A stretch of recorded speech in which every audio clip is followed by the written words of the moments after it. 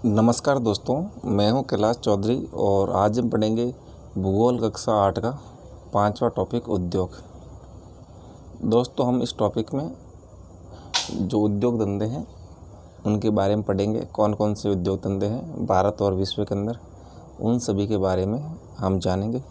दोस्तों, यदि आप हमारे चैनल पर नए व्यूअर हैं तो चैनल को सब्सक्राइब करें व बेल आइकन को प्रेस करना बिल्कुल ना भूलें, ताकि आने वाले हर नई वीडियो की नोटिफिकेशन आपको सबसे पहले मिले। दोस्तों, इसके अलावा इस वीडियो के लिंक को अपने दोस्तों को ज़रूर शेयर करें तथा अपना व्हाट्सएप स्टेटस ज़रूर लगाएं, ताकि अधिक से अधिक दोस्तों को इसका लाभ मिल सके। आओ शुरू करते हैं। क्या आपने यह विचार किया है कि लिखने की अभ्यास पुस्तिका जो आप इस्तेमाल में लाते हैं वह विनिर्माण की लंबी प्रक्रिया के बाद आपके पास पहुंचती है। दोस्तों, जो हम जिस पाठ्य पुस्तक का उपयोग करते हैं वो बहुत लंबी प्रोसेस होती है उनके बनने में। पहले तो पेड़ होंगे, फिर पेड़ काटे जाएंगे, फिर उसकी लुगदी बनेगी, फिर वो मशीनों के माध्यम से उनमें केमिकल डालेंगे, कलर करेंगे, फिर प्रेस में जाएगा वो, फिर वहाँ पन्ने बढ़ेंगे, फिर छापेंगे। इस तरह वो हमारे पास अभ्यास पुस्तिका आती है। इसके जीवन की शुरुआत वृक्ष से होती है और उसे काटा जाता है और लुगदी मिल तक ले जाया जाता है। वहाँ वृक्षों की लकड़ी को संसाधित और काष्ठ लुगदी में परिवर्तित किया जाता है।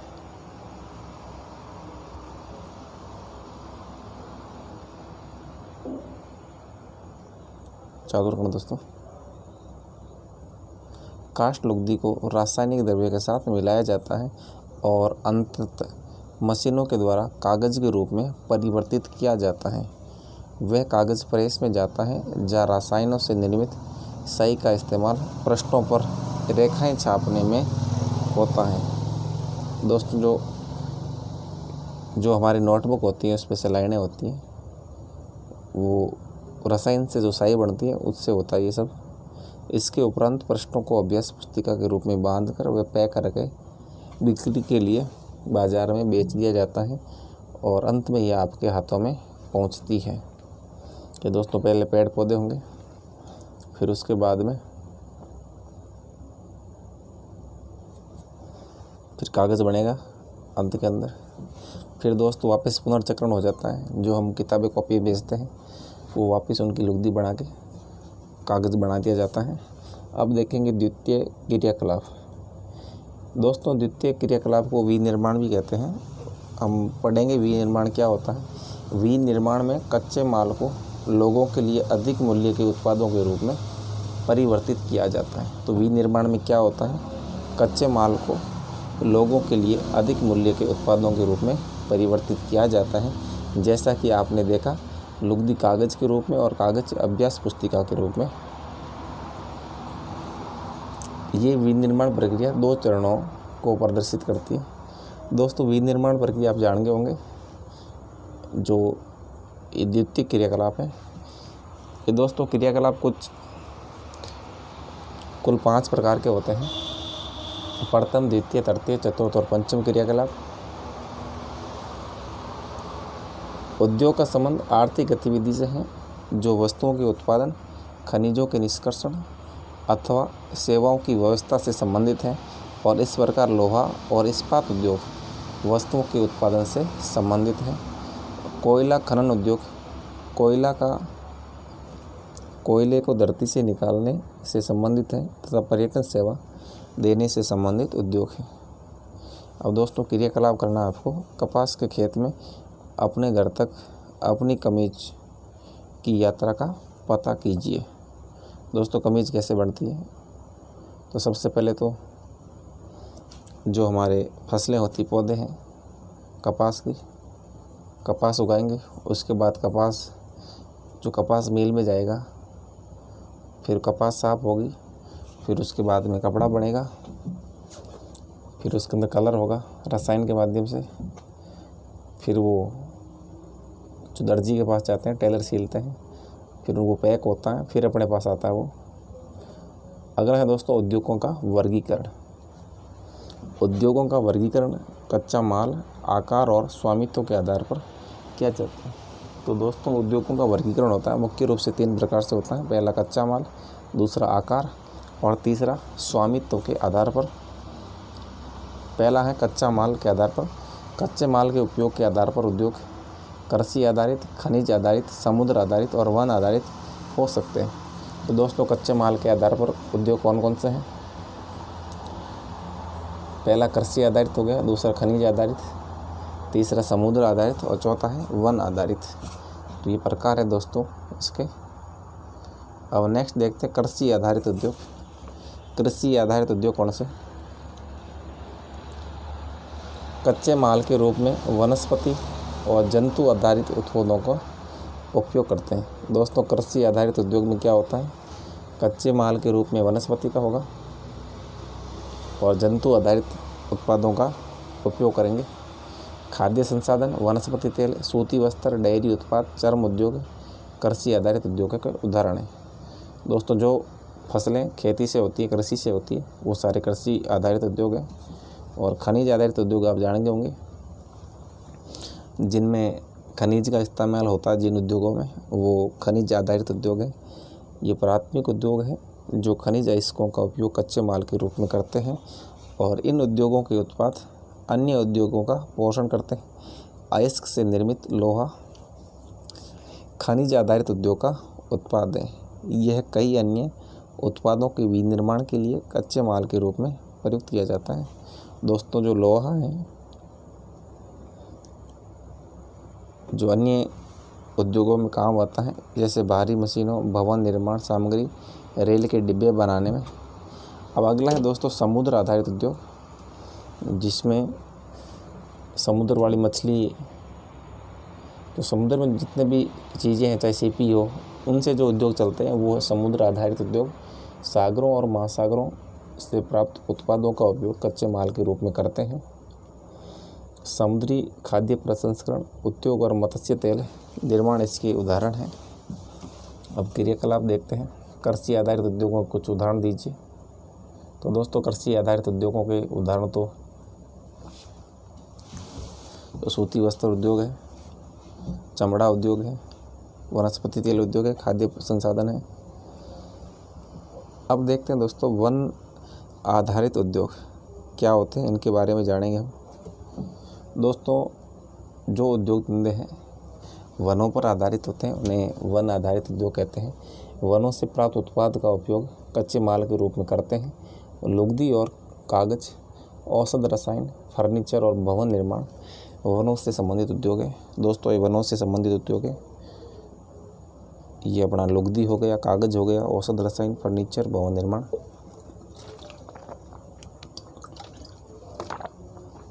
अब अगला है आकार।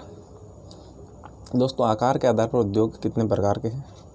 तो मुख्य रूप से 2 प्रकार के हैं। पहला है लघु आकार के उद्योग, दूसरा है वृत्त आकार के उद्योग। दोस्तों जो छोटे उद्योग है, कुटीर उद्योग है, या जिसमें कम श्रमिकों की आवश्यकता होती है, जिस उद्योग में कम रुपए खर्च होते हैं, वो लघु आधारित उद्योग है। और वृत्त आकार वाले उद्योग के अंदर बड़े उद्योग धंधे आते हैं, जिसमें बहुत सारे श्रमिक होते हैं और बहुत ज़्यादा पैसा इन्वेस्ट होता है। उद्योगों के आकार का तात्पर्य निवेश की गई पूंजी की राशि, नियोजित लोगों की संख्या और उत्पादन की मात्रा से है। ये दोस्तों आकार में क्या आएगा? पूंजी आ गई, लोग कितने वो आ गए, और कितना उत्पादन कर रहा है, इस चीज़ पे डिपेंड करेगा। आकार के आधार पर उद्योगों को 2 भागों में बांटा जा सकता है, लघु आकार के उद्योग और वृहद आकार के उद्योग। कुटीर या घरेलू उद्योग छोटे पैमाने के उद्योग हैं, जिसमें दस्तकारों के द्वारा उत्पादों का निर्माण हाथ से होता है। पहला है टोकरी बुनाई, मिट्टी के बर्तन और अन्य हस्त निर्मित वस्तुएं कुटीर उद्योगों के उदाहरण हैं। तो दोस्तों कुटीर उद्योग में क्या आ गया? टोकरी बुनाई आ गया, मिट्टी के बर्तन आ गया और अन्य हस्त निर्मित वस्तुएं आ गई। बड़े पैमाने के उद्योग जो बड़ी मात्रा में वस्तुओं को उत्पादन करते हैं, उनकी तुलना में छोटे पैमाने के उद्योग कम पूंजी व प्रौद्योगिकी का उपयोग करते हैं। दोस्तों छोटे उद्योग में पूंजी कम लगेगी और टेक्नोलॉजी भी कम लगेगी, बड़े पैमाने के उद्योग में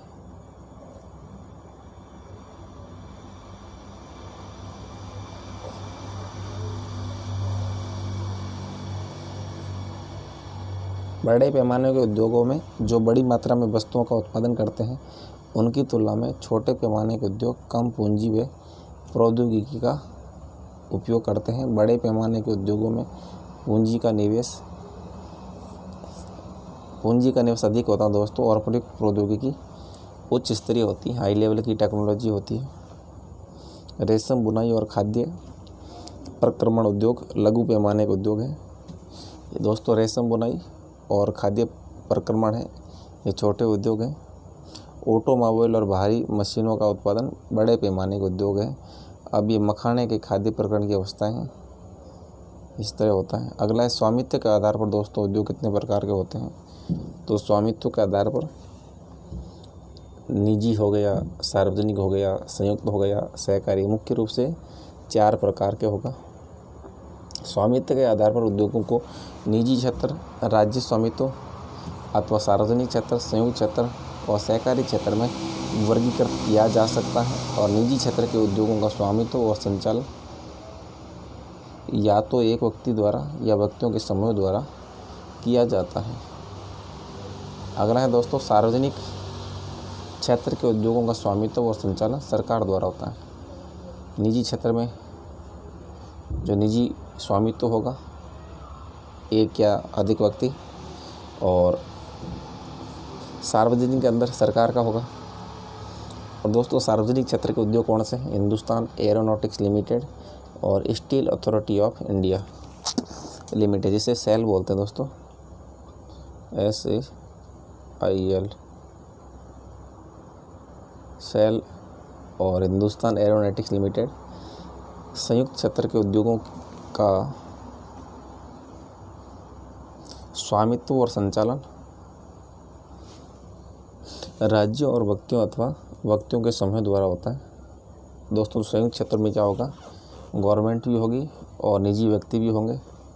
मारुति उद्योग लिमिटेड संयुक्त क्षेत्र के उद्योगों का उदाहरण है। तो दोस्तों संयुक्त क्षेत्र के उद्योग होते हैं, उनमें गवर्नमेंट की हिस्सेदारी होती है और निजी स्वामित्व होता ही है। सहकारी क्षेत्र के उद्योगों का स्वामित्व और संचालन, दोस्तों जो कोऑपरेटिव क्षेत्र के उद्योग होते हैं उनका स्वामित्व और संचालन कौन करेंगे, जो कच्चा माल उत्पादन करते हैं वो होता है। कच्चे माल के उत्पादकों या पूर्तिकारों, कामगारों अथवा दोनों द्वारा होता है। तो दोस्तों इसके अंदर जो कच्चा माल उत्पादन कर रहे हैं उनका स्वामित्व होता है, जो कच्चा माल ला रहे हैं उनका स्वामित्व होता है, जो काम कर रहे हैं उनका होता है, या सभी का होता है, दोनों का। जैसे आनंद मिल्क यूनियन, ये सहकारी क्षेत्र का उद्योग है। और सुधा डेयरी, ये भी सहकारी क्षेत्र के उत्तम उदाहरण है। सहकारी क्षेत्र में सुधा डेयरी, ये दोस्तों सुधा डेयरी है। उद्योगों की अवस्थिति को प्रभावित करने वाले कारक कौन कौन से हैं वो हम देखेंगे अभी। तो दोस्तों उद्योगों के अवस्थिति संबंधी कारक आप देखिए। पहले कच्चा माल, जहाँ कच्चा माल मिलेगा सबसे ज़्यादा उद्योग वहीं स्थापित होंगे, और जहाँ ज़्यादा श्रम होगा वहाँ उद्योग स्थापित होंगे, जहाँ श्रम नहीं होगा वहाँ उद्योग स्थापित नहीं होंगे। पूंजी चाहिए इसमें अच्छी खासी। और दोस्तों मार्केट भी नज़दीक होना चाहिए उद्योगों की स्थापना के लिए। जल तो होना ही चाहिए, चाहे नदी के द्वारा हो, यानी नदी, समुद्र, तालाब इस तरह होने चाहिए। विद्युत होना चाहिए दोस्तों, विद्युत जरूरी है उद्योग के लिए। भूमि चाहिए, परिवहन चाहिए ताकि बाज़ार में जो माल तैयार हो जाए या कच्चा माल लाए। और संचार चाहिए, कम्युनिकेशन, क्योंकि आज की जो ज़माना है दोस्तों संचार का ज़माना है, इसलिए संचार भी ज़रूरी है। अब देखते हैं उद्योगों की अवस्थिति को प्रभावित करने वाले कारक। वे कारक जो उद्योगों की अवस्थिति को प्रभावित करते हैं: कच्चे माल की उपलब्धता, भूमि, जल, श्रम शक्ति, पूंजी, परिवहन और बाजार है। ये दोस्तों हमने पढ़ लिए। उद्योगों की अवस्थिति को प्रभावित करते हैं। उद्योग 19 स्थानों पर केंद्रित होते हैं, जहाँ इनमें से कुछ या ये सभी कारक आसानी से उपलब्ध होते हैं। कभी कभी सरकार कम दाम पर विद्युत उपलब्धता, कम परिवहन लागत तथा अन्य अवसंरचना जैसे प्रोत्साहन प्रदान करती है, ताकि पिछड़े क्षेत्रों में भी उद्योग स्थापित किया जा सके। दोस्तों, तो पिछड़े क्षेत्रों में उद्योग स्थापित करने के लिए गवर्नमेंट हेल्प करती है काफ़ी। अगला है औद्योगिकरण से प्राय नगरों और शहरों का विकास और समृद्धि होती है। दोस्तों, यदि उद्योग लगेंगे तो मुख्य रूप से नगर और शहर का विकास होगा, वृद्धि होगा, गांव इससे अछूते रहते हैं। अगला है दोस्तों औद्योगिक तंत्र। औद्योगिक तंत्र किसे कहते हैं? औद्योगिक तंत्र में निवेश, प्रक्रम और निर्गत शामिल है। इन्वेस्ट, जो पैसा इन्वेस्ट करते हैं वो आएगा, प्रक्रम जो कार्यकलाप होते हैं वो, और आउटपुट में जो हमने उद्योग लगाए हैं उसमें किस प्रकार उत्पादन हुआ, कितना फ़ायदा हुआ, ये चीज़ है। ये दोस्तों तीनों होते हैं औद्योगिक तंत्र में, निवेश, प्रक्रम और निर्गत।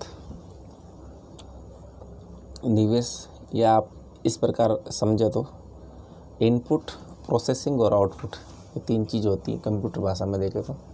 निवेश में कच्चे माल, श्रम और भूमि की लागत, जल की उपलब्धता, परिवहन, विद्युत और अन्य अवसंरचना शामिल हैं। प्रक्रम में कई तरह के क्रियाकलाप शामिल हैं जो कच्चे माल को परिष्कृत माल में परिवर्तित करते हैं। तो प्रक्रम में यानी प्रोसेसिंग में क्या आएगा दोस्तों?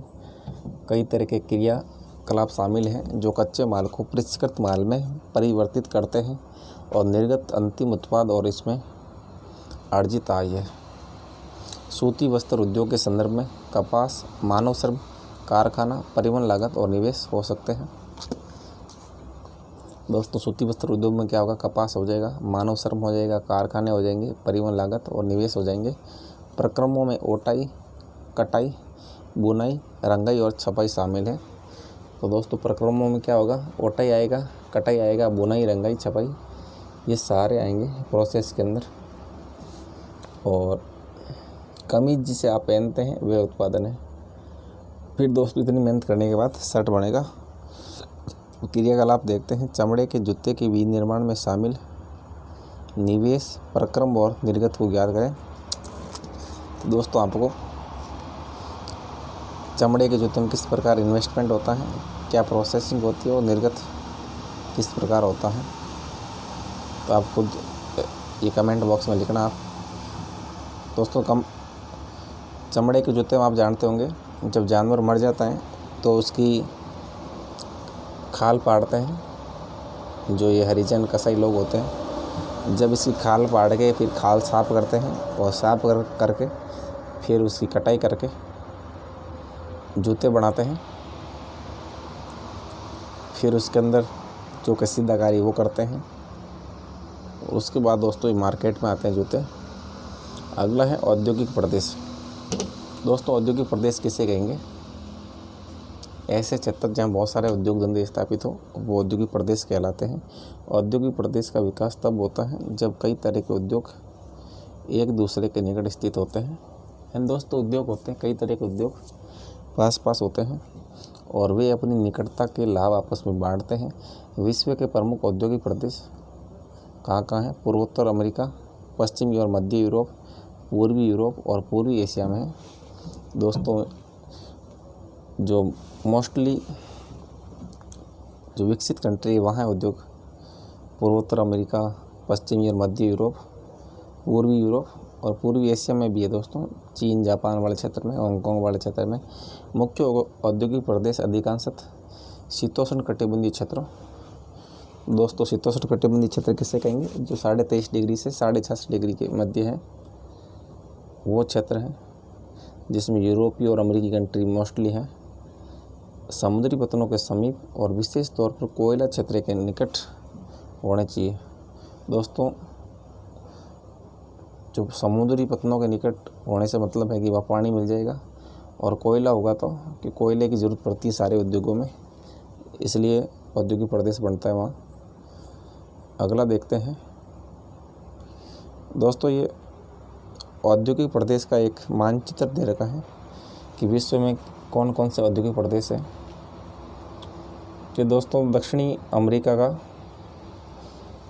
मानचित्र पूरे विश्व का है। इसमें हम पहले दक्षिणी अमेरिका देखते हैं। कराकस, दोस्तों कराकस वेनेजुएला की राजधानी है। बोगोटा है यहाँ, इक्वेडोर है। ये लीमा है, ये पेरू की राजधानी दोस्तों, यहाँ भी उद्योग धंधे हैं। ये कौन सा बैया तट है, यहाँ भी उद्योग धंधे अच्छी खासी मात्रा में है। अगला है दक्षिणी पूर्वी ब्राज़ील, मॉन्टेविडियो, ब्यूनस आयर्स, ये अर्जेंटीना की राजधानी है और ब्राज़ील, ये उद्योग धंधे हैं दोस्तों यहाँ। और यदि हम न्यूजीलैंड में भी है दोस्तों, ऑस्ट्रेलिया में, इधर पर्थ के अंदर, पर्थ दोस्तों जो पश्चिमी ऑस्ट्रेलिया है, जो मरुस्थल है, पश्चिमी मरुस्थल यहाँ है पर्थ। और ब्रिस्बेन है दोस्तों, पूर्वी ऑस्ट्रेलिया के अंदर है ब्रिस्बेन। मेलबर्न नीचे है और सिडनी इस साइड है, यहाँ उद्योग धंधे मिलेंगे। इसके अलावा केप टाउन, ये दक्षिणी अफ्रीका में है, और डरबन, ये भी साउथ अफ्रीका में है। नैरोबी दोस्तों केन्या की राजधानी है, यहाँ भी अच्छे खासे उद्योग धंधे हैं। अगला है खार्तूम दोस्तों, ये सूडान की राजधानी है। नाइजीरिया, घाना, ये अफ्रीकी देश है, ये अफ्रीका। अब हम देखते हैं जो बाकी हमारा रह गया। अब अगला दोस्तों एक कैरो रह गया, काहिरा है दोस्तों, ये मिस्र की राजधानी है। इजराइल आ गया, इजराइल में भी अच्छे खासे उद्योग धंधे हैं। फिर इराक आ गया, कुवैत आ गया, एक खाड़ी देश है। ईरान आ गया, जहाँ पेट्रोलियम पदार्थ अच्छे खासे मिलते हैं इन देशों के अंदर। और पश्चिम यूरोप में दोस्तों अच्छे खासे उद्योग धंधे हैं। और ये पिट्सबर्ग आ गया, ये पिट्सबर्ग दोस्तों जो हमारा इंग्लैंड है, यूनाइटेड किंगडम, इसके अंदर है। जो ऑटोमोबाइल उद्योग है इनके लिए प्रसिद्ध है पिट्सबर्ग। फिर ये मॉस्को आ गया, मॉस्को रूस की राजधानी है। डॉनबास आ गया, ये भी इसी क्षेत्र के अंदर है, यूक्रेन वाले क्षेत्र के अंदर। यूराल आ गया दोस्तों, यूराल ये पर्वत भी है। कुछबस आ गया, ये सारे रूस के नगर हैं। और यहाँ फरगना आ गया दोस्तों, फरगना आपने सुना होगा, यहाँ से बाबर आया था, सबसे पहले भारत में आक्रमण किया, यहीं के रहने वाले थे फरगना के। ये अफगानिस्तान में है, ये घाटी है, फरगना घाटी हो गई। फिर ये गंगा घाटी हो गई हिंदुस्तान की। मुंबई, चेन्नई, ये भारत के हैं, आप जानते ही हैं। उसके बाद दोस्तों मंचूरिया, ये चीन के अंदर है मंचूरिया, हमने इतिहास में पढ़ा है मंचूरिया के बारे में। बीजिंग आ गया, बीजिंग चीन की राजधानी है बीजिंग। ये कोरिया आ गया, उत्तरी कोरिया और दक्षिणी कोरिया। फिर जापान आ गया।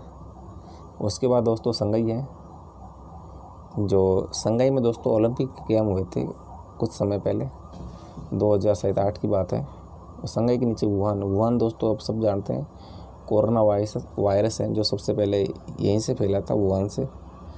उसके बाद है दोस्तों ये गुजाऊ, हांगकांग प्रदेश। हांगकांग प्रदेश दोस्तों ये जो चीन देश है इसके अंदर एक स्वायत्त प्रदेश है जो अपनी आज़ादी की मांग कर रहा है। मनीला फिलीपींस की राजधानी है। ये सारे हैं औद्योगिक नगर हैं। अब देखते हैं हमारा उत्तरी अमेरिका महाद्वीप। वैंकूवर आ गया, ये कनाडा के अंदर है। सिएटल, ये सैन फ्रांसिस्को दोस्तों, सैन फ्रांसिस्को को ये जो सिलिकॉन वैली बोलते हैं या हॉलीवुड उद्योग है, सारा सैन फ्रांसिस्को में केंद्रित है। और इसके अलावा जो सैन फ्रांसिस्को में लाला हरदयाल हमारे हिंदुस्तानी क्रांतिकारी थे, वो यहाँ रहे थे।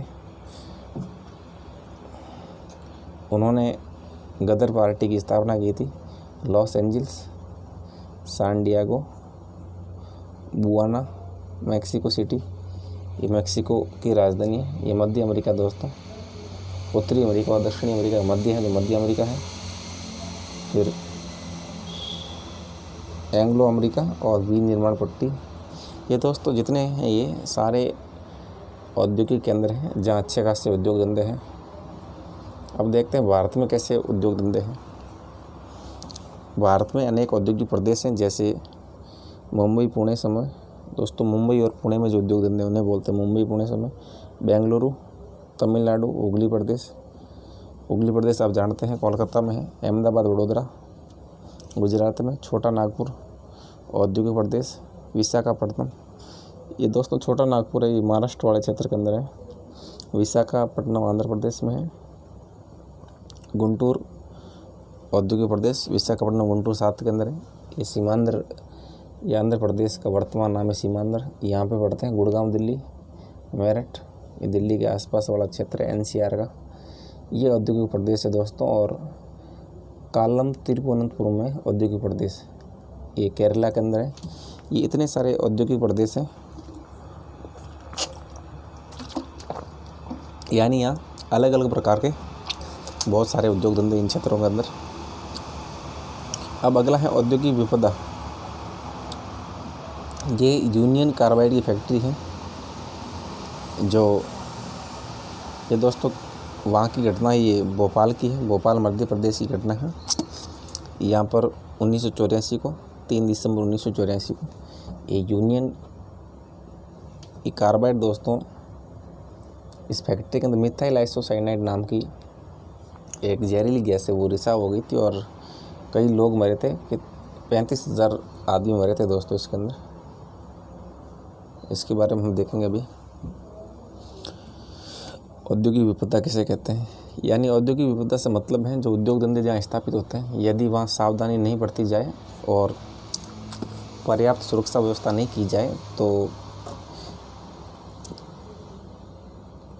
एक दुर्घटना होने का खतरा रहता है। उससे बहुत सारे व्यक्तियों की जान माल को भारी हानि हो सकती है। उसे औद्योगिक विपदा कहते हैं। उद्योगों में दुर्घटना विपदा मुख्य रूप से तकनीकी विफलता या संकट उत्पन्न करने वाले पदार्थों के बेतरतीब उपयोग के कारण घटित होती है। भोपाल में 3 दिसंबर 1984 को लगभग दोस्तों रात की बात है, 12:30 बजे घटित हुई और अब तक की सबसे त्रासदपूर्ण औद्योगिक घटना है। और ये एक प्रौद्योगिकी दुर्घटना थी जिसमें यूनियन कार्बाइड के कीटनाशी कारखाने से, दोस्तों यूनियन कार्बाइड जो कीटनाशी पदार्थ होता है, इसका कारखाना था। इससे क्या होता है, हाइड्रोजन साइनाइड तथा प्रतिक्रियाशील उत्पादों के साथ साथ ये गैसें बनती थी वहाँ। एक तो हाइड्रोजन साइनाइड बनता था और दूसरा ये प्रतिक्रियाशील उत्पादों के साथ साथ अत्यंत विषैली मिथाइल आइसोसाइनाइड,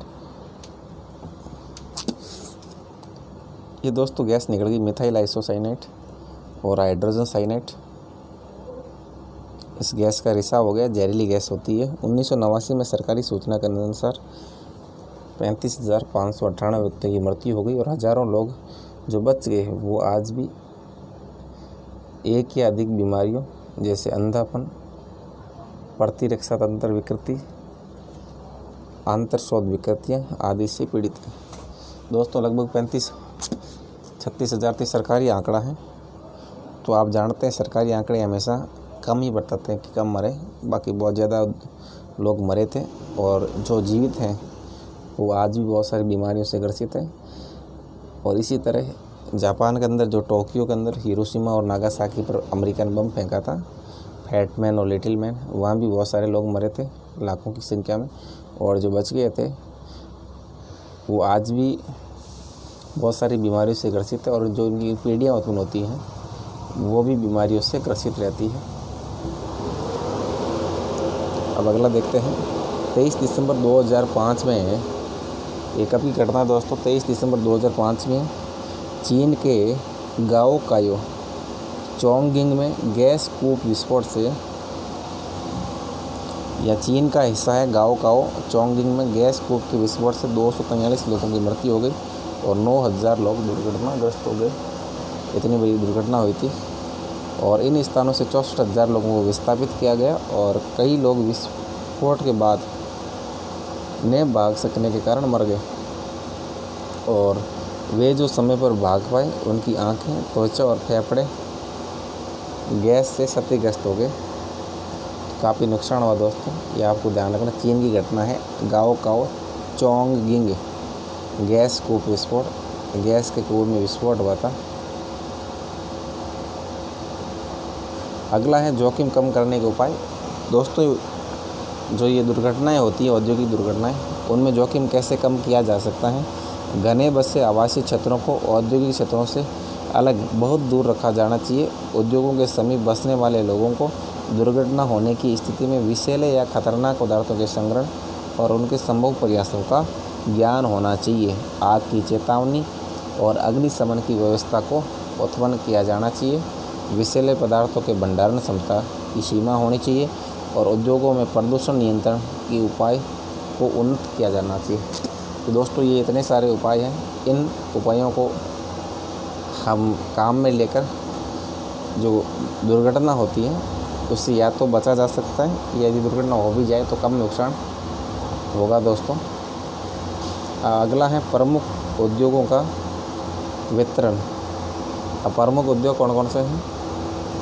विश्व के प्रमुख उद्योग, जिसमें लोहा इस्पात उद्योग है, सूती वस्त्र उद्योग है, सूचना प्रौद्योगिकी उद्योग है, प्रमुख है। पहला है लोहा इस्पात, फिर है सूती वस्त्र, अगला है सूचना प्रौद्योगिकी। लोहा इस्पात उद्योग और वस्त्र उद्योग काफ़ी पुराने उद्योग हैं, जबकि सूचना प्रौद्योगिकी, जिसे IT इंडस्ट्री कहते हैं, एक नया उद्योग है। राजस्थान में नहीं, हिंदुस्तान में बेंगलोर के अंदर ये सूचना प्रौद्योगिकी उद्योग सबसे ज़्यादा है, और जो विश्व के अंदर सैन फ्रांसिस्को है अमेरिका में, वहाँ IT सेक्टर का उद्योग बहुत ज़्यादा विकसित है।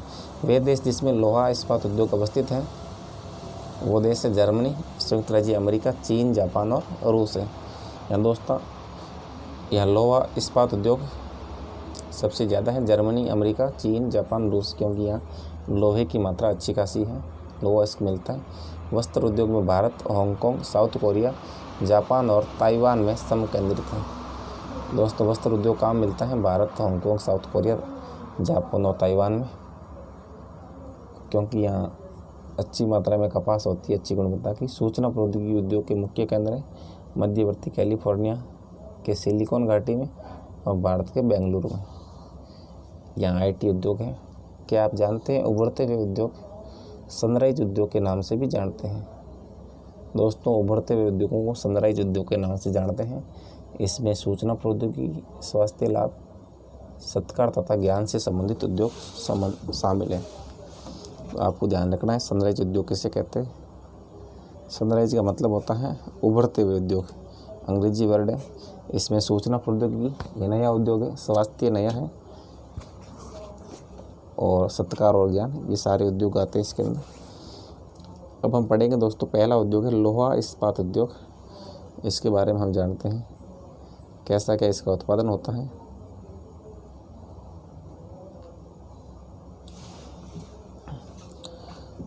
अन्य उद्योगों की तरह लोहा इस्पात उद्योग में भी बहुत से निवेश, प्रक्रम और निर्गत शामिल है। दोस्तों जो इन्वेस्टमेंट होता है, प्रोसेसिंग होता है और आउटपुट है, निवेश, प्रक्रम और निर्गत, ये सभी उद्योगों में होता है। और ये एक पोषक उद्योग है जिसके उत्पाद अन्य उद्योगों के लिए कच्चे माल के रूप में प्रयुक्त होते हैं। दोस्तों इसमें जो उत्पाद बढ़ेंगे तो दूसरे उद्योग उसमें कच्चे माल के रूप में काम में आएंगे। उद्योगों के लिए निवेश में श्रम, पूंजी, स्थान और अन्य अवसंरचना के साथ साथ लौह इस्क, कोयला, चूना पत्थर कच्चे माल के रूप में सम्मिलित हैं। तो आपको ध्यान रखना क्या क्या चीज़ में, लौह इस्क तो है ही, कोयला, चूना पत्थर ये चीज़ें चाहिए। लौह इस्क से इस्पात निर्माण की प्रक्रिया में कई चरण शामिल हैं। कच्चे माल को जोंका भट्टी में रखा जाता है। कच्चे माल को किसमें रखते हैं? जोंका भट्टी में, और वहाँ एक प्रगलित होता है और इसके बाद ये परिशोधित होता है। पहले तो इसको जो लोह है इसके दोस्तों इसमें जोंका भट्टी में रखेंगे, वहाँ गलेगा, और गलने के बाद में इसको परिशोधित, जहाँ शुद्ध किया जाता है, इसको प्राप्त उत्पाद इस्पात होता है, जो अन्य उद्योगों में कच्चे माल के रूप में प्रयुक्त किया जाता है। फिर दोस्तों इससे इस्पात बनेगा। इस्पात कड़ा होता है और इसे आसानी से काटा और आकार में दिया जा सकता है और इसके तार बनाए जा सकते हैं। अब शब्दावली देखते हैं। प्रगलन किसे कहते हैं? प्रगलन ये एक ऐसी प्रक्रिया है जिसमें धातुओं को उसके अयस्कों द्वारा गलनांक बिंदु से अधिक तापमान पर निष्कासित किया जाता है। यानी जो लौह अयस्क के कच्चे पदार्थ उनको गलाया जाता है, जो गलनांक बिंदु से अधिक तापमान पर, गलनांक बिंदु से मतलब है जितने तापमान पर वो अयस्क गल जाए, उससे ज़्यादा तापमान करेंगे तभी तो वो गलेंगे। एल्यूमिनियम, निकिल, तांबा जैसी अन्य धातुओं को थोड़ी थोड़ी मात्रा में इस्पात में मिलाकर इसकी मिश्र धातुएं बनाई जाती है। दोस्तों कौन कौन सी धातुएं आपको नाम याद रखना उनकी? एल्यूमिनियम, निकिल और तांबा। एल्यूमिनियम, निकिल और तांबा को मिक्स करके अनेक मिश्र धातु बनाई जाती है। मिश्र धातु इस्पात को असामान्य कठोरता, दृढ़ता और जंग प्रतिरोधक क्षमता प्रदान करता है। दोस्तों मिश्र धातु बन जाएगी तो कठोरता ज़्यादा आ जाएगी। जैसे मान लो निकिल और तांबा को मिला दिया, निकिल और एल्यूमिनियम को मिला दिया इस्पात को, और जंग प्रतिरोधक, जंग भी नहीं लगेगी। दोस्तों जंग प्रतिरोधक एक जो लौह स्तंभ है वो कहाँ से मिला है आपको? वो मिला है हमें जो मेहरौली का लौह स्तंभ है दिल्ली के अंदर, हमारा जो कुतुब मीनार का कैंपस है वहाँ से मिला है। चंद्रगुप्त मौर्य के टाइम का है, वहाँ आज भी जंग नहीं लगा है। अब देखते हैं इस्पात के उत्पादन। दोस्तों इस्पात के उत्पादन के लिए क्या क्या चाहिए? 8 टन कोयला चाहिए, 4 टन अयस्क चाहिए यानी लोहा अयस्क चाहिए, और 1 टन चूना पत्थर चाहिए, चूने का पत्थर चाहिएगा, और 1 टन चाहिए इस्पात। ये चारों चीज़ चाहिए। इसका ऐसा रेशियो होना चाहिए 8 से 12, 13 और 14। टोटल यदि 14 टन इस्पात है तो उसमें 8 टन कोयला, उसका आधा अयस्क, और फिर 1 टन चूना पत्थर और 1 टन इस्पात। ये सारी चीज़ें चाहिए। ये क्या देर का है? झोंका भट्टी में लोह अयस्क से इस्पात तक। ये दोस्तों झोंका भट्टी है, इसके अंदर ऊपर से लोह अयस्क डालेंगे, फिर इसके अंदर चूना पत्थर और कॉक डाल देंगे, फिर दोस्तों इसके अंदर गर्म वायु यहाँ उत्पन्न होगी इस मशीन में, और इस साइड ये प्रगलित लोहा आ जाए, जो गलेगा लोहा इस साइड आ जाएगा, और धातु का जो वेस्टेज बचेगा उस साइड निकल जाएगा। इस तरह लोह अयस्क अलग होता है। अब देखते हैं इस्पात प्राय आधुनिक उद्योगों का मेरुदंड कहलाता है। अब आपको ये सवाल पूछा जा सकता है कि आधुनिक उद्योगों का मेरुदंड किसे कहते हैं? तो आधुनिक उद्योगों का मेरुदंड इस्पात को कहते हैं। लगभग सारी वस्तुएं जिसका हम लोग उपयोग करते हैं वे या तो लोहा या इस्पात से बने हैं अथवा इन धातुओं से मिश्रित औजारों और मशीनों से बने हैं। दोस्तों ज़्यादातर हम जो चीज़ें प्रयोग में लाते हैं वो या तो लोहे से बनी होगी या इस्पात से बनी होगी। पोत, रेलगाड़ी, ट्रक, ऑटो आदि कांसत इस्पात से बने हैं। यहाँ तक कि सेफ्टी पिन और सुइयाँ जिनका उपयोग आप करते हैं वे भी इस्पात से ही बनती हैं। तेल कूप इस्पात से बनी मशीनों से वेदित किए जाते हैं। दोस्तों तेल कूप के अंदर इस मशीनें होती हैं वो भी इस्पात से बनती हैं। इस्पात की पाइपलाइन से तेल परिवहित किया जाता है। खनिजों का खनन इस्पात के उपकरणों से होता है। दोस्तों इस्पात तो सब जगह काम आता है। इस्पात को, लोहा को, कृषि के यंत्र प्राय इस्पात के बने होते हैं। जो खेती करते हैं, ट्रैक्टर, हल, तवी, विशाल भवनों का ढांचा इस्पात का बनाया जाता है। और 1800 ईस्वी के पूर्व इस्पात उद्योग वहाँ स्थित थे। ये दोस्तों 1800 ईस्वी के पहले की बात है, जहाँ कच्चा माल, विद्युत आपूर्ति और बहता जल आसानी से उपलब्ध हो। बाद में और क्षेत्रों में भी स्थापित होने लग गया। बाद में उद्योगों के लिए आदर्श स्थिति कोयला क्षेत्र के समीप, नहरों और रेलवे के निकट थी। दोस्तों फिर जैसे जैसे ज़रूरतें बदली तो उसके बाद कोयला क्षेत्र और नहर और रेलवे के नज़दीक, क्योंकि फिर रेल आ गई, फिर रेल के द्वारा मार्केट से जाता था ये जो चीज़ें बनती थी लोहे से। 1950 के बाद लोहा और इस्पात उद्योग समुद्र पतन के निकट सपाट भूमि की विशाल क्षेत्रों में केंद्रित होने शुरू हो गए। फिर 1950 के बाद क्या हुआ, जो समुद्र पतन है, क्योंकि जो लोह इस्पात से जितने भी सामग्री बनेगी, जितनी भी वस्तुएं बनेगी, तो विदेशों में कैसे हम आयात निर्यात करेंगे? पोर्ट से तो होगा। पहले विदेशों में कम आयात निर्यात होता था, तो इसलिए नदी के किनारे होता था। बाद में समुद्र के किनारे उद्योग स्थापित होने लगे। ऐसे इसलिए हुआ क्योंकि इस्पात निर्माण का कार्य इस समय तक बहुत विशाल हो गया और लोह अयस्क विदेशों से आयात करना पड़ता था। ये 1850 से 1950 तक की सर्वोत्तम स्थिति।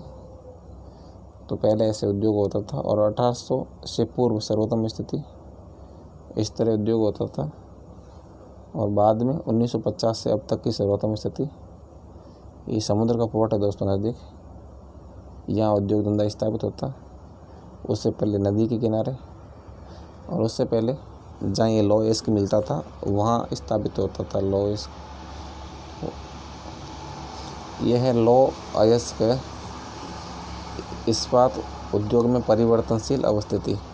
भारत में लौह इस्पात उद्योग कच्चा माल, सस्ते श्रमिक, परिवहन और बाजार, ये चीज़ें डिपेंड करती हैं। लौह इस्पात उद्योग के लिए कच्चा माल, सस्ते श्रमिक, परिवहन और बाजार का लाभ लेते हुए विकसित हुए।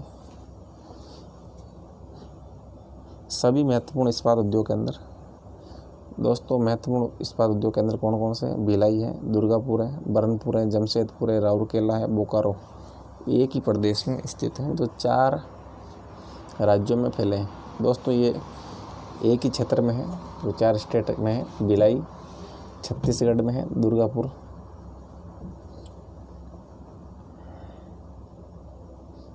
दोस्तों दुर्गापुर पश्चिम बंगाल में है, बरनपुर जमशेदपुर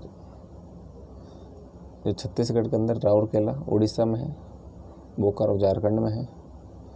ये 4 राज्य हैं, पश्चिम बंगाल, झारखंड, उड़ीसा और छत्तीसगढ़। भद्रावती और विजयनगर कहाँ स्थित है? कर्नाटक में। यहाँ भी उद्योग धंधे हैं लौह इस्पात के। विशाखापट्टनम आंध्र प्रदेश में, सलेम तमिलनाडु में अन्य महत्वपूर्ण इस्पात के केंद्र हैं जो स्थानीय संसाधनों का उपयोग कर रहे हैं। अब दोस्तों देखेंगे विश्व के प्रमुख लौह इस्पात उद्योग के केंद्र कौन कौन से हैं, उनके बारे में हम थोड़ा देखेंगे।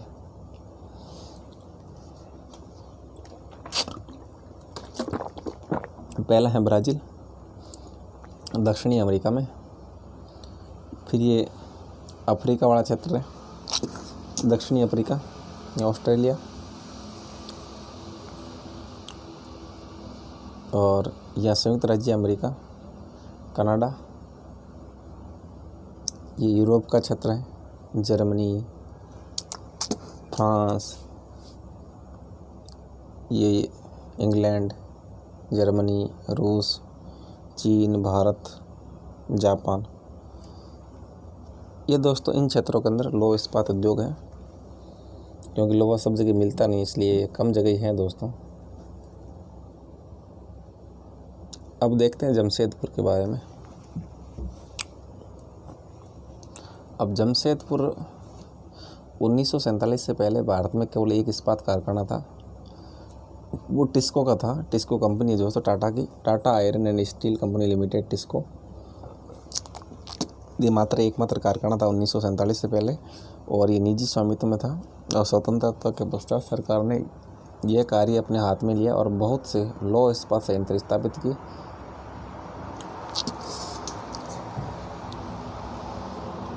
और इसमें जो जल मिलता दोस्तों, झारखंड में सोनरेखा और खरकई नदियों के समीप संगम पर, साकची में 1907 ईस्वी में टिस्को की शुरुआत की गई। ये आपको ध्यान रखना है, जमशेदपुर झारखंड के अंदर है। झारखंड में 2 नदी, सोनरेखा और खरकई नदी, इसके संगम पर एक साकची नामक एक कस्बा है। यहाँ 1907 ईस्वी में टिस्को की शुरुआत की गई और बाद में साकची का नाम बदलकर जमशेदपुर रखा गया। 1907 ईस्वी में साकची, बाद में जमशेदपुर बन गया। ये झारखंड में सोनरेखा और खरकई नदियों के संगम पर हैं और इन नदियों से जल मिल जाता है। और कोयला तो यहाँ ही झारखंड में। भौगोलिक रूप से जमशेदपुर देश में लौह इस्पात केंद्र के रूप में सर्वाधिक सुविधाजनक स्थान है। तो दोस्तों कोयला मिल जाता है यहाँ और लौह इस्पात का आयात कर लिया जाता है नज़दीक से। अब देखते हैं जमशेदपुर में लोहा इस्पात उद्योग की अवस्थिति किस प्रकार है। ये रेलवे लाइन का चिन्ह है, ये मुख्य सड़क का, ये मार्गदर्शक। अब देखते हैं इसका किस प्रकार सिस्टम है इसका। अब दोस्तों यह टाटा इस्पात कार्य होता है और ये साकची है जमशेदपुर, यहाँ चिड़ियाघर बना हुआ है। और यहाँ नज़दीक है नदी है सोनरेखा नदी, और ये खरकई नदी है, ये सोनारी है। ये सड़क जाती है, ये नदी जाती है आदित्यपुर को। और ये नज़दीक दोस्तों ये टाटा नगर रेलवे स्टेशन है। और दोस्तों कितना चीज़ें बड़ी कितना विकसित है, गोल्फ कोर्स है, टेल्को कॉलोनी है, ट्यूबस मंडल, टेल्को और क्या क्या यहाँ सामान्य डाकघर हैं, टाटा मुख्य अस्पताल है, जलियाँ हैं, जमशेदपुर हवाई पतन है दोस्तों, हवाई अड्डा भी है कदमा के अंदर, गोल्फ कोर्स है, सोनारी है, डलमा पहाड़ी है दोस्तों यहाँ, और डिमना झील है। ये सारी चीज़ें हैं दोस्तों। पहले ये छोटा सा कस्बा था साकची, और जब ये 2 इस्पात उद्योग केंद्र स्थापित हुआ था 1907 में, तो उसके बाद कितना विकसित हो गया दोस्तों, तो इसके बारे में बताया गया है। जहाँ उद्योग धंधे होंगे तो विकास भी ज़्यादा होगा वहाँ। अब देखते हैं, एटलस की सहायता से भारत के कुछ लौह इस्पात उद्योग खोजें और भारत के रूपरेखा मानचित्र पर उनकी स्थिति चिन्हित करें। साकची को कई कारणों से इस्पात संयंत्र स्थापित करने के लिए चुना गया दोस्तों। यहाँ साकची को चुना गया तो कुछ से कुछ कारण होगा जमशेदपुर को, और ये स्थान बंगाल नागपुर रेल मार्ग पर काली माटी स्टेशन से मात्र 32 किलोमीटर की दूरी पर था। तो दोस्तों पहले रेलें कम थी, सब जगह थी नहीं, इसलिए बंगाल से जो नागपुर रेल जाती थी वहाँ की जो काली माटी रेलवे स्टेशन है उससे ये मात्र 32 किलोमीटर पड़ता, और ये स्थान लौह अयस्क, कोयला और मैग्नीज निक्षेपों के साथ साथ कोलकाता के नज़दीक भी था।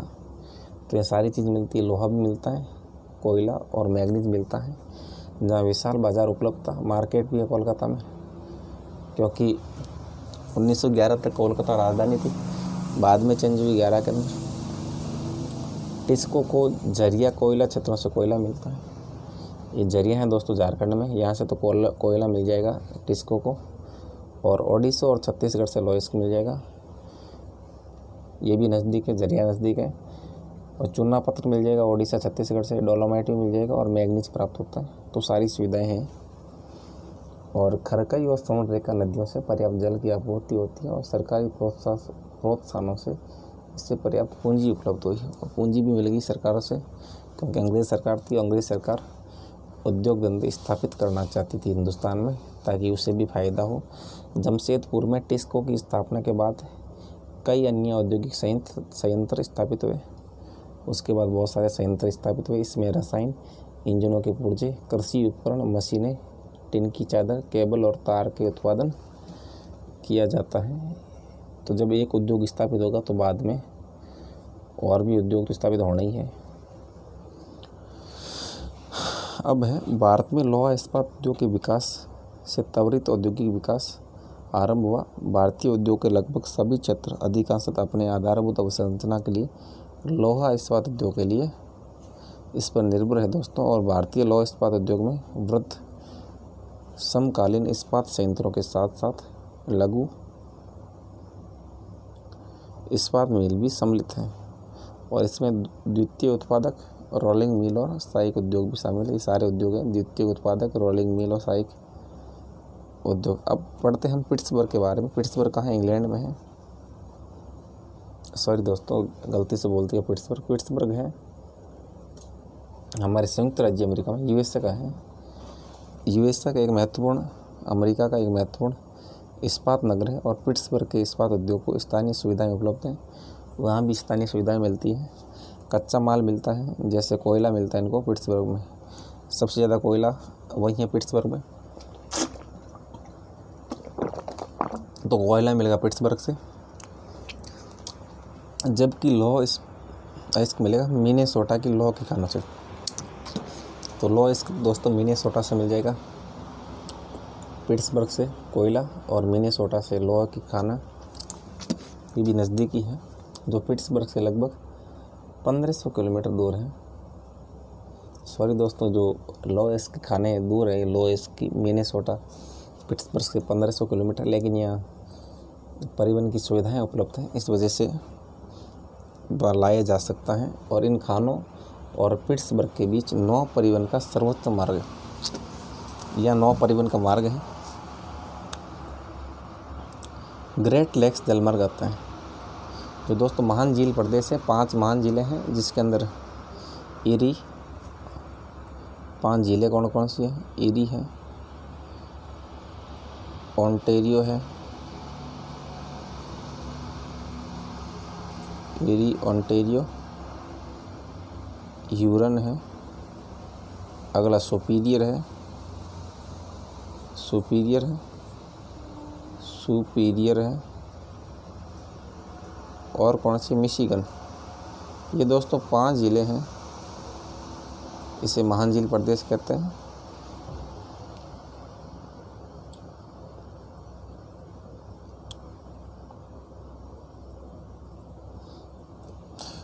तो दोस्तों इतनी ज़्यादा दूरी होते हुए पिट्सबर्ग से और मिनेसोटा के मध्य, तो मिनेसोटा से लोएस्क आ जाएगा नौ परिवहन के सर्वोत्तम मार्ग, ग्रेट लेक्स जल मार्ग है और ये एस के नौ परिवहन ये तो सस्ता मार्ग है।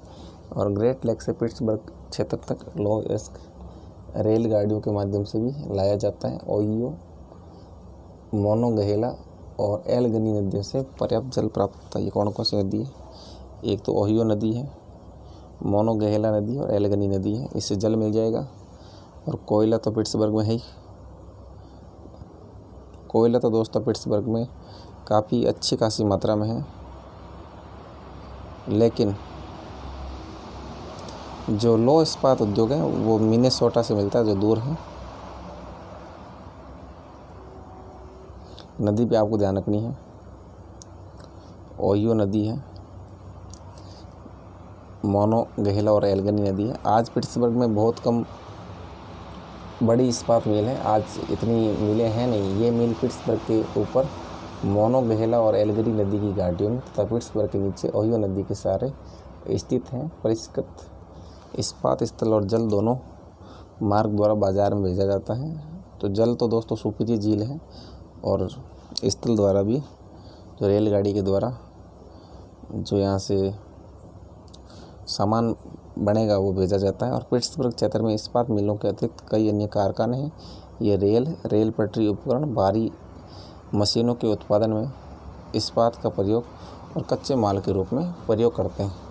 अब कहते हैं, क्या आप जानते हैं ग्रेट लेक्स के नाम सुपीरियर, ह्यूरन, ओंटारियो, मिशिगन और इरी हैं।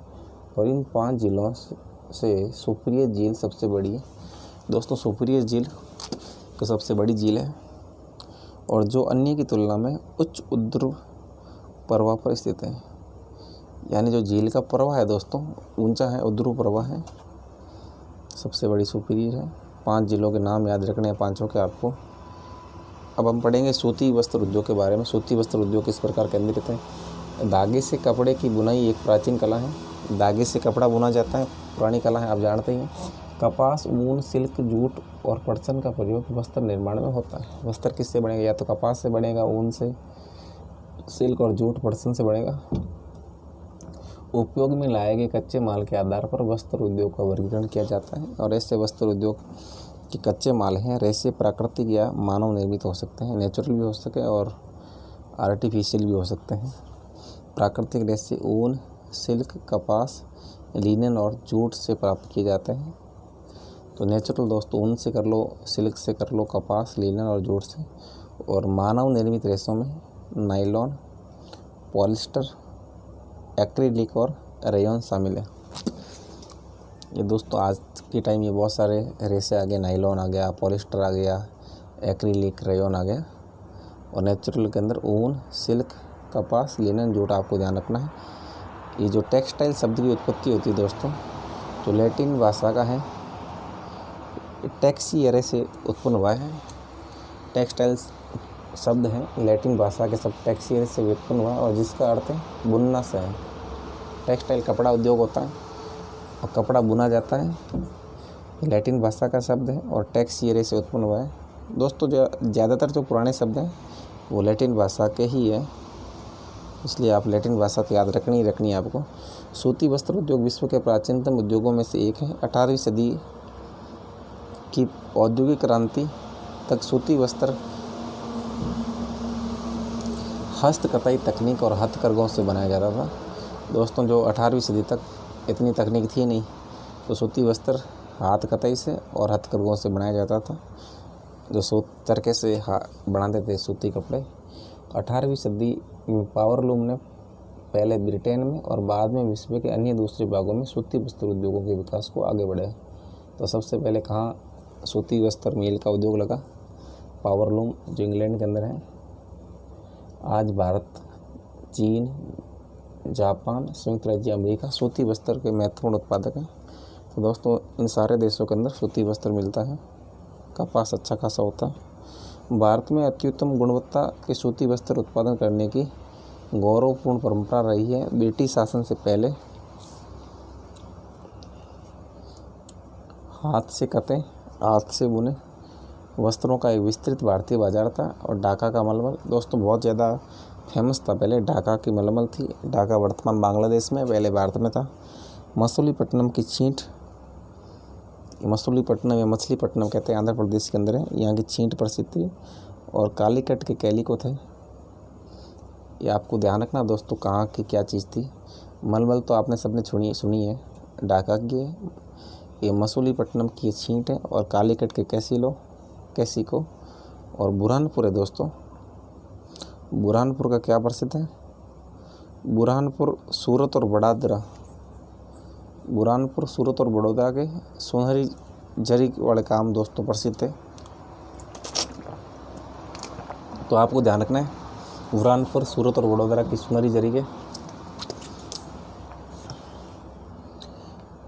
वाले सूती वस्त्र उद्योग गुणवत्ता और डिजाइनों के लिए विश्वविख्यात थे। लेकिन हाथ से बने होने के कारण सूती वस्त्र का उत्पादन महंगा और बनने में अधिक समय लगता था दोस्तों। जो पुराने टाइम में हाथ से बनाते टाइम ज़्यादा लगता। फिर पावरलूम के अंदर पहली जो सूती वस्त्र की मील खोली गई, तो ये सारे उद्योग धंधे बंद हो गए। फिर धीरे धीरे बहुत सारी मिलें खुल गई।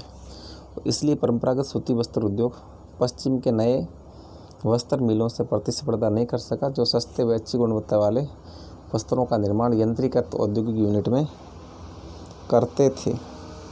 अब दोस्तों ऊपर देख लेते थोड़ा, जो विश्व के अंदर प्रमुख सूती वस्त्र विनिर्माण केंद्र कहाँ हैं? ये ब्राज़ील में है। ये दोस्तों नीचे अर्जेंटीना वाले क्षेत्र के अंदर है, ब्राज़ील। अफ्रीका के अंदर है। ये जो साउथ अफ्रीका है, दक्षिणी अफ्रीका है, यहाँ पर है। और इसके अलावा विश्व के और जगह देखें तो उत्तरी अमेरिका में, मैक्सिको के अंदर,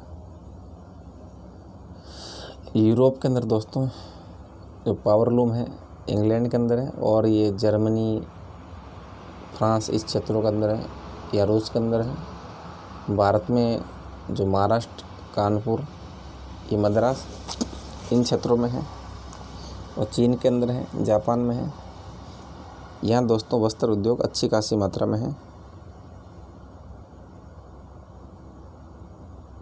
अब देखते हैं कि आप जानते हैं देश में प्रथम सूती वस्त्र मिल 1818 ईस्वी में कोलकाता के समीप फोर्ट गैलेस्टर में स्थापित हुआ, लेकिन कुछ समय बाद ये बंद हो गई। तो आपको ध्यान रखना है, प्रथम सूती वस्त्र मिल कहाँ स्थापित हुई? 1818 ईस्वी में। एक कोलकाता है, इसके नज़दीक दोस्तों एक फोर्ट गैलेस्टर जगह है, यहाँ प्रथम सूती वस्त्र मिल स्थापित हुई। फोर्ट गैलेस्टर, कोलकाता के नज़दीक। आपको नाम याद रखना, फोर्ट गैलेस्टर। जो जहाँ यहाँ लाभ नहीं मिला तो फिर ये मिल बंद हो गई। और विश्व में पहली है पावरलूम। विश्व की पहली सूती वस्त्र की मिल कहाँ है? पावरलूम। पावर ताकत से, ताकतवर आदमी तो उद्योग खोलेंगे। इंग्लैंड में है। पहली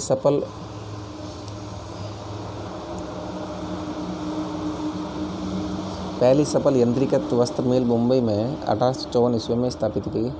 जो दोस्तों पहली सफल हुई थी मिल वो 1854 ईस्वी में मुंबई में। उससे पहले 1818 ईस्वी में कोलकाता में थी। कोषण आदर जलवायु, मशीन आयात के लिए पतन। यहाँ दोस्तों ये पोर्ट भी नज़दीकी है और अच्छी जलवायु है, तो यहाँ कच्चा माल मिल जाएगा। कच्चे माल की उपलब्धता, दक्ष श्रमिक मजदूर बहुत सारे मिलते थे। पहले हिंदुस्तान में काम था नहीं। इस उद्योग के द्रुत फैलाव में सहायक बना। प्रारंभ में ये उद्योग महाराष्ट्र, गुजरात राज्य में अनुकूल आर्द्र जलवायु के कारण पनपा। तो पहले क्या महाराष्ट्र और गुजरात के अंदर ये अनुकूल आर्द्र जलवायु चाहिए दोस्तों, और आर्द्र जलवायु है ही यहाँ, क्योंकि उष्णकटिबंध क्षेत्र है, नज़दीक तट है। लेकिन वर्तमान में आर्द्रता कृत्रिम रूप से उत्पन्न की जा सकती है और कच्ची कपास शुद्ध होती है, और वस्त्र उत्पादन प्रक्रिया में इसका वजन कम नहीं होता। इसलिए यह उद्योग भारत के विभिन्न भागों में फैल गया है। दोस्तों मेन वजह है भारत के विभिन्न भागों में फैलने की, क्योंकि जो कपास होता है, कपास शुद्ध होता है वैसे तो, और कपास हल्का होता है, इसलिए इसका आसानी से ट्रांसपोर्ट कर सकते हैं। और जब आर्द्रता की बात होती है तो आर्द्रता जो आर्टिफिशियल यानी कृत्रिम रूप से पैदा की जा सकती है। कोयम्बटूर, कानपुर, चेन्नई, अहमदाबाद, मुंबई, कोलकाता, लुधियाना, पुडुचेरी और पानीपत, यहाँ भी अच्छा खासा जो सूती वस्त्र मिल के केंद्र हैं। सूती वस्त्र कोयम्बटूर याद रखना है, कानपुर, चेन्नई, अहमदाबाद, मुंबई, कोलकाता, लुधियाना, पुडुचेरी, पानीपत, यहाँ भी सूती वस्त्र के अच्छे खासे केंद्र मिल जाएंगे दोस्तों। अब हम देखते हैं अहमदाबाद के बारे में। यहाँ भी सूती वस्त्र मिल स्थापित है। अहमदाबाद गुजरात में साबरमती नदी के तट पर स्थित है। यह साबरमती नदी के तट पर अहमदाबाद है, जो महात्मा गांधी जी ने यहाँ से सत्याग्रह चलाया था और यहाँ आश्रम स्थापित किया था, साबरमती आश्रम। 1859 ईस्वी में यहाँ पहली सूती वस्त्र मिल स्थापित हुई। यहाँ कब हुई दोस्तों? 1859 में हुई थी। और इससे पहले 1854 में मुंबई के अंदर हुई, 1818 में कोलकाता के पास। यह यथाशीघ्र ही मुंबई के बाद भारत का दूसरा सबसे बड़ा वस्त्र निर्माता नगर बन गया। अहमदाबाद को प्राय भारत का मैनचेस्टर कहा जाता है। तो भारत का मैनचेस्टर किसे कहते हैं? अहमदाबाद को कहते हैं। अनुकूल अवस्थिति कारक अहमदाबाद में सूती वस्त्र उद्योग के विकास में सहायक बने। अहमदाबाद कपास उत्पन्न करने वाले क्षेत्रों में बहुत निकट स्थित था और यह कच्चा माल आसानी से उपलब्ध होता था। जलवायु कटाई और बुवाई के लिए आदर्श है। सपाट भूभाग, भूमि की आसानी से उपलब्धता, मिलों की स्थापना से उपयुक्त है। गुजरात और महाराष्ट्र राज्य की घनी आबादी इस उद्योग को कुशल और अर्धकुशल श्रमिक उपलब्ध कराते हैं। दोस्तों पहले गुजरात और महाराष्ट्र एक ही राज्य था। इसे तो महाराष्ट्र के अंदर ये नहीं, गुजरात, अहमदाबाद, ये अच्छा खासा विकास हुआ है। सुविकसित सड़कें, रेल मार्ग का जाल सूती वस्त्र को देश के विभिन्न भागों में आसानी से पहुंचाने में मदद करता है। अब अगला देखते हैं, क्या आप जानते हैं भारतीय वस्त्र उद्योग के कुल उत्पादन का लगभग 1/3 हिस्सा निर्यात किया जाता है। यानी दोस्तों भारत में जितने भी वस्त्र उत्पादित होते हैं सूती वस्त्र से, उसका हम 33% कर देंगे, नहीं यार, निर्यात बाहर भेज देंगे। यानी हम ज़रूरत से ज़्यादा उत्पादन करते हैं। ये बहुत अच्छी बात है भारत के लिए।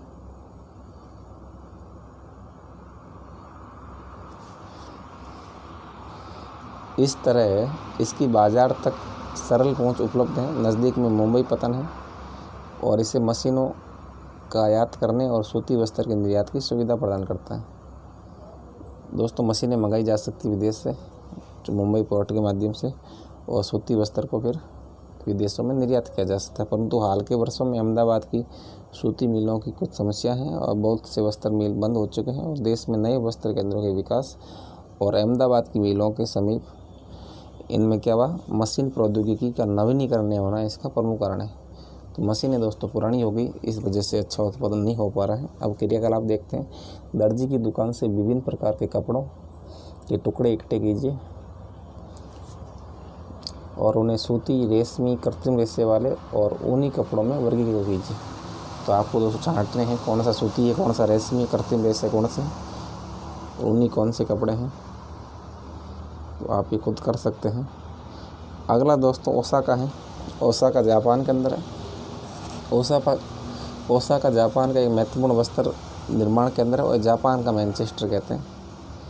जैसे दोस्तों अहमदाबाद भारत का मैनचेस्टर है, उसी तरह ओसाका जापान का मैनचेस्टर है। और मैनचेस्टर कहाँ है? इंग्लैंड के अंदर है, जहाँ वस्त्र उद्योग सबसे ज़्यादा है।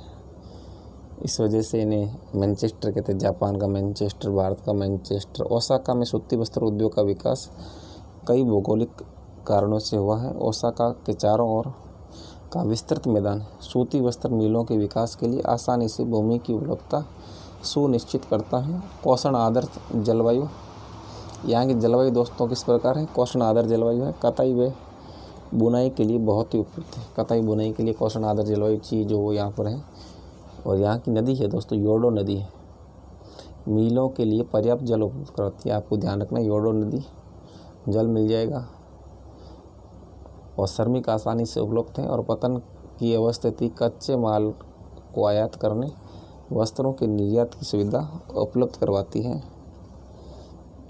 यह पतन है, पोर्ट इस वजह से कच्चा माल आयात कर सकते हैं और वस्त्र को निर्यात कर सकते हैं। ओसाका का वस्त्र उद्योग पूर्णतः आयातित कच्चे मालों के ऊपर निर्भर है।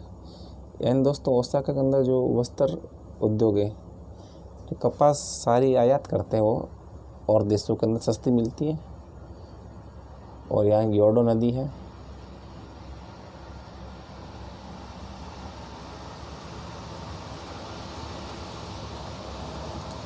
कपास मिस्र, भारत, चीन और यूएसए से आयात की जाती है। तो ये कपास मंगाते हैं भारत, मिस्र, चीन, यूएसए। दोस्तों कितना एक मेहनती देश है। यह कपास होता नहीं है लेकिन फिर भी ये इतना अच्छा उत्पादन करते हैं, बाहर से मंगा के। परिष्कृत उत्पाद अधिकांश तो निर्यात किया जाता है और उच्च गुणवत्ता और कम मूल्य की वजह से उसको एक अच्छा बाजार है। और जो परिष्कृत कर देंगे वो निर्यात किया जाएगा और उच्च गुणवत्ता और कम मूल्य की वजह से उनका एक अच्छा बाजार है, अच्छी क्वालिटी है और कम रुपए में ये बनाते हैं दोस्तों कपड़ा। ये बहुत अच्छी बात है। यद्यपि देश का ये एक महत्वपूर्ण उद्योग है, लेकिन हाल ही में ओसाका के सूती वस्त्र उद्योगों का स्थान अन्य उद्योग जैसे लौह इस्पात, मशीनरी, जहाजरानी, ऑटोमोबाइल, विद्युत उपकरण और सीमेंट लेते जा रहे हैं। आजकल ये सूती वस्त्र उद्योग ख़त्म होते जा रहे हैं और इसकी जगह ओसाका में लौह इस्पात, मशीनरी, जहाजरानी, ऑटोमोबाइल, विद्युत उपकरण और सीमेंट उद्योग हो रहे हैं। दोस्तों यहाँ जापान में ज़्यादातर खनिज इसके है नहीं, इसलिए सारे वो आयात करते हैं, फिर अच्छा कच्चे माल से अच्छा खासा उत्पादन करके विदेश में निर्यात करते हैं। इस तरह उनकी इनकम होती है। और विश्व के रूपरेखा मानचित्र पर उन स्थानों को चिन्हित कीजिए जो ओसाका सूती वस्त्र उद्योग को कच्चा माल प्रदान करता है। तो कच्चा माल कौन करता है? भारत करता है, मिस्र करता है, चीन, यूएसए। आप इसका विश्व के नक्शे में आप देख लीजिए।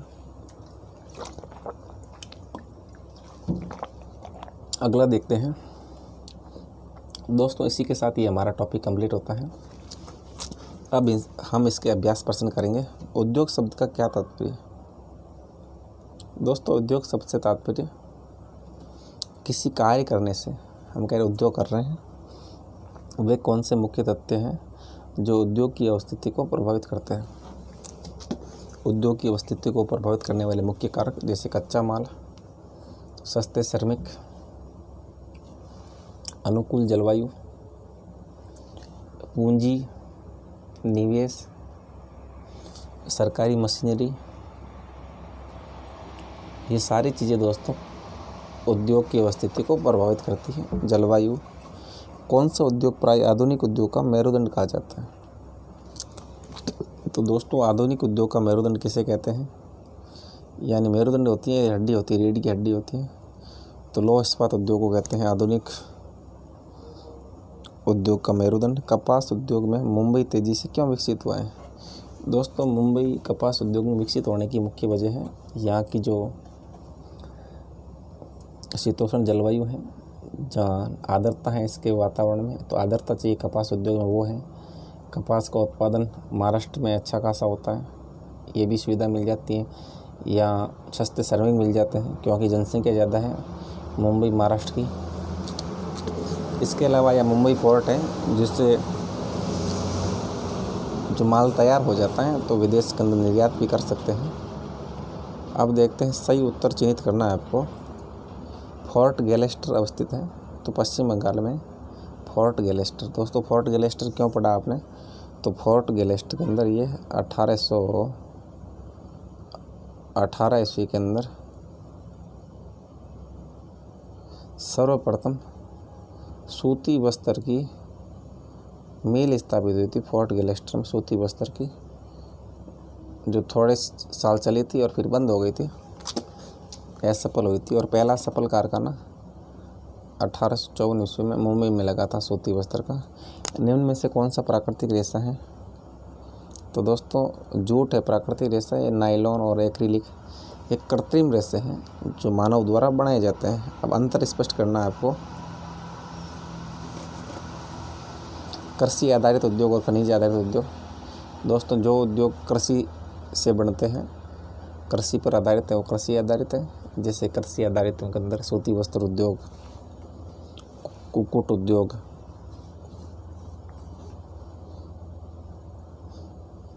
जूट उद्योग, ये सारे कृषि आधारित उद्योग। और खनिज आधारित उद्योगों में जो उद्योग धंधे खनिज पर निर्भर हैं, जैसे लौह इस्पात उद्योग,